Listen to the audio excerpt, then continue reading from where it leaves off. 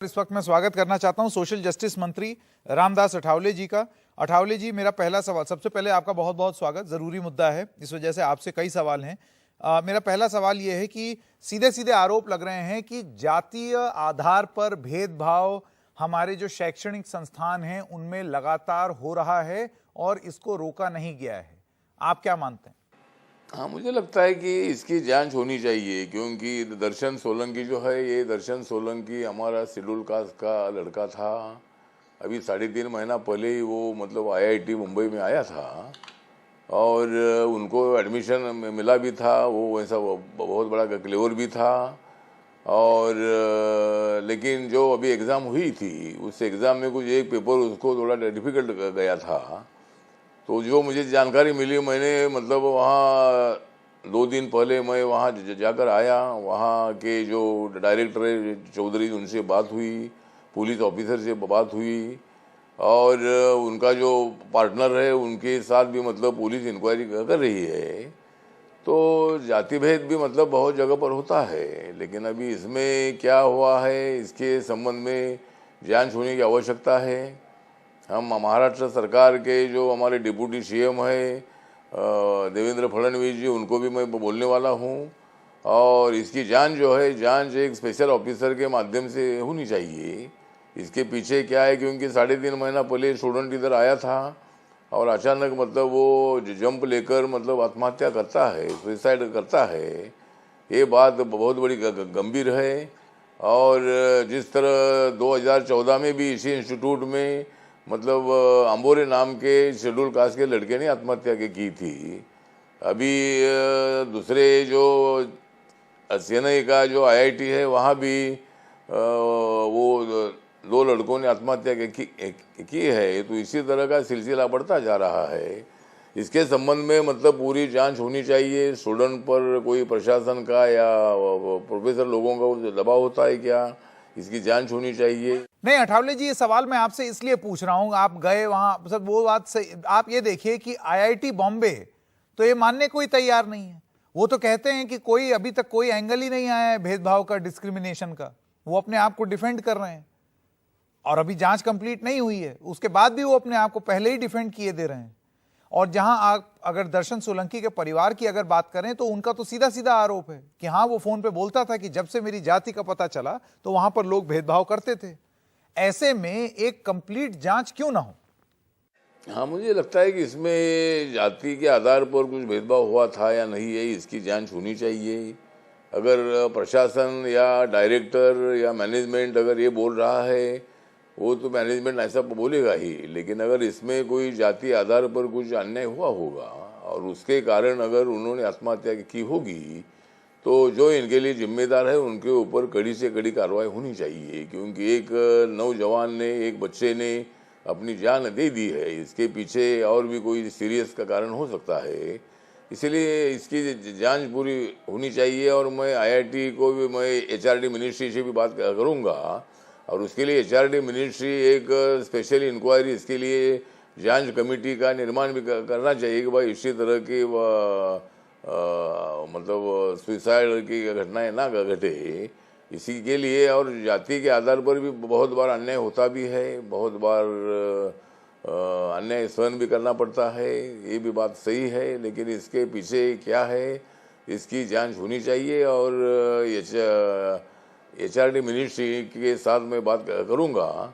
और एक अठावले जी, आप ये बताइए, देखिए सरकार, आप उस सरकार में मंत्री हैं और आप ही की सरकार के जो एजुकेशन मिनिस्टर हैं, उन्होंने संसद के पटल पर जवाब देते हुए ये बोला कि 2014 से 2021 के बीच में जो हायर एजुकेशन की जो संस्थानें हैं जैसे आईआईटी, आईआईएम और सेंट्रल यूनिवर्सिटीज, 122 छात्रों की मौत खुदकुशी से हुई है, जिसमें से 68 शेड्यूल्ड कास्ट, शेड्यूल्ड ट्राइब और ओबीसी कैट, यानी कि 50% से ज्यादा जो छात्र हैं वो आरक्षित श्रेणी से आते हैं। आपको नहीं लगता है इस पर दर्शन सोलंकी छोड़ दीजिए, एक राष्ट्रव्यापी जांच का यह मुद्दा है। 50% से ज्यादा जो है वो रिजर्व कैटेगरी के बच्चे सुसाइड कर रहे हैं और हम अभी भी इसको आइसोलेटेड केस की तरह देख रहे हैं। मुझे जो आपने जानकारी दी बात सही है कि मतलब ये इतने सालों में, 8-10 सालों में 122 मईते IIT में हुई और उसमें से 68 बच्चे रिजर्व कैटेगरी के थे।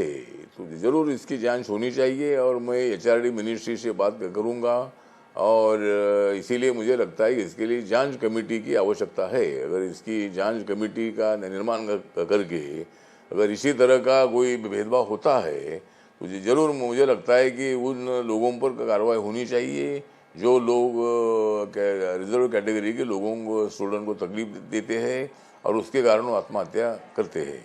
एक सवाल मैं आपसे भी पूछना चाहता हूं, क्योंकि आप भी पिछड़ों की राजनीति करके आप नेता हैं और संसद में भी हैं।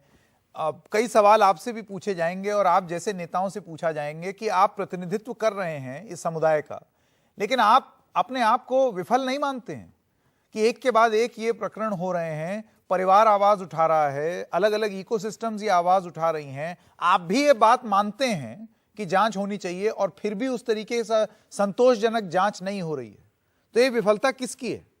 क्या आप जैसे नेताओं की नहीं है? ठीक है ना, मुझे भी आप पूछ सकते हैं। मैं भी जिस समाज का रिप्रेजेंटेशन मैं कर रहा हूँ उस समाज पर जब भी अन्याय होता है तब हम आवाज़ उठाते हैं। अन्याय नहीं होना चाहिए इसके लिए भी हमारी कोशिश होती है। बहुत बार हम रैली निकाल कर इसका निषेध भी करते हैं। बहुत बार प्रशासन के माध्यम से जिन्होंने अत्याचार किया उनको सज़ा देने का भी काम करते हैं। एट्रोसिटी एक्ट जो है उसका भी उपयोग करके उनको सज़ा दी जाती है।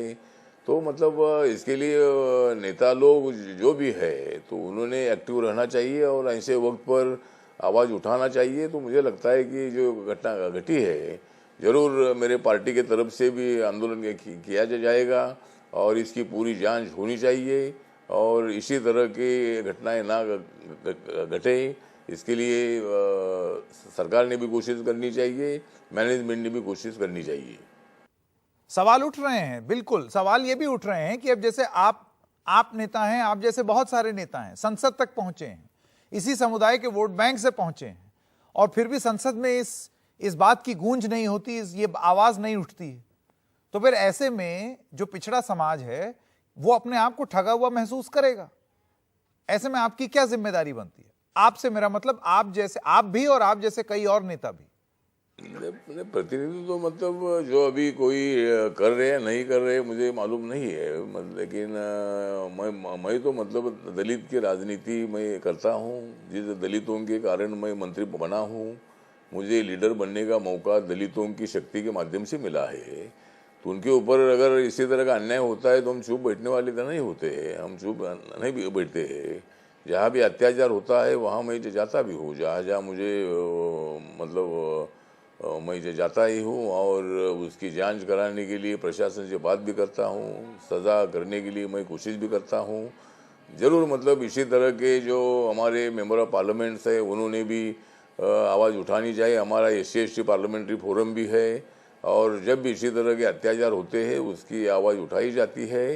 लेकिन और भी इस पर जो सीरियस जो घटना घट रही है इस पर ज़रूर पार्लियामेंट में भी आवाज़ उठनी चाहिए।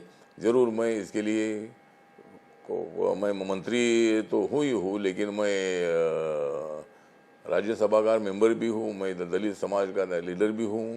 तो ज़रूर मैं इसके संबंध में ज़रूर सरकार के ध्यान में ये बातें लाऊंगा और इसकी पूरी जांच होकर इसमें कोई ना कोई तो सही कोई जवाब हमको मिलना चाहिए।